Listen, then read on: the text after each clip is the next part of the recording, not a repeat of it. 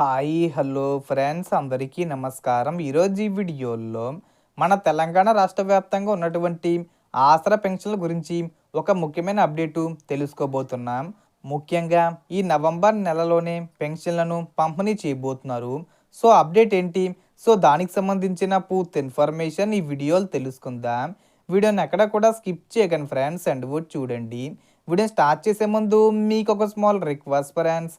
TG government నుంచి పెన్షన్దారులకు సంబంధించి మరియు ఇతర పథకాలకు సంబంధించి ఏ చిన్న అప్డేట్ వచ్చినా మీరు మిస్ కాకుండా ఉండాలంటే వెంటనే మన ఛానల్ని సబ్స్క్రైబ్ చేసుకోండి.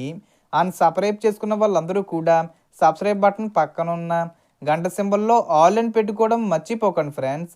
ఇలా పెట్టుకోవడం వల్ల నేను పెట్టే ప్రతి ఒక్క వీడియో మీరు నోటిఫికేషన్ రూపంలో పొందగలరు. అండ్ వీడియో మీద నచ్చితే లైక్ చేయండి ఫ్రెండ్స్. సో ఏమాత్రం లేట్ చేయకుండా వీడియోలోకి వెళ్ళిపోద్దాం. సో ప్రస్తుతం సెప్టెంబర్ నెల ఆసరా పెన్షన్ల పంపిణీ జరిగిపోయింది. ప్రభుత్వం ఎటువంటి కొత్త పెంపు చేయకపోయినా పెన్షన్లు మాత్రం రెగ్యులర్గా వస్తూనే ఉన్నాయి.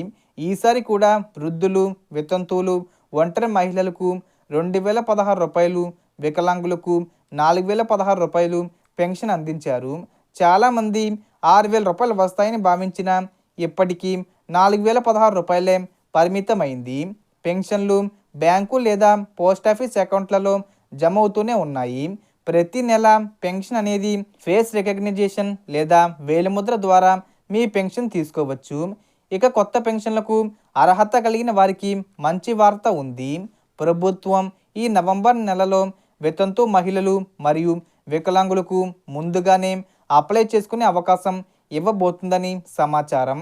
వితంతువులకు పెన్షన్ 2016 నుండి 4000 రూపాయలకి, వికలాంగులకు 4016 నుండి 6000 రూపాయలకి పెంచే ఆలోచనలో ప్రభుత్వం ఉంది.